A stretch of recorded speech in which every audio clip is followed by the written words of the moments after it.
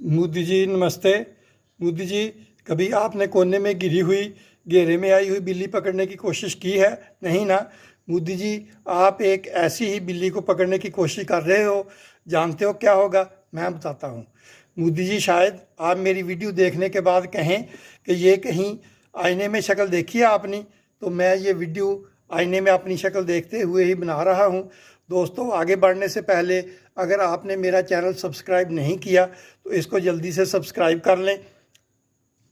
मोदी जी, आप बड़े मुल्क के मालिक हैं, सबसे बड़ी जमहूरियत और सबसे बड़ी तिजारती मंडी अपनी पोजीशन का इस्तेमाल करते हुए आपने तो पाकिस्तान को बिल्कुल नुक्कर के साथ लगाया हुआ है।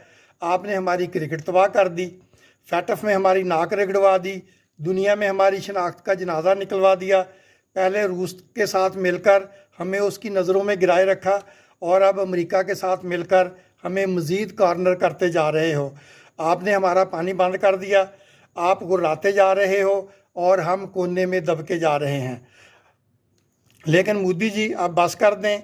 आप अपनी जगह खड़े गुर्राते रहें और हमें कोने में दबका रहने दें।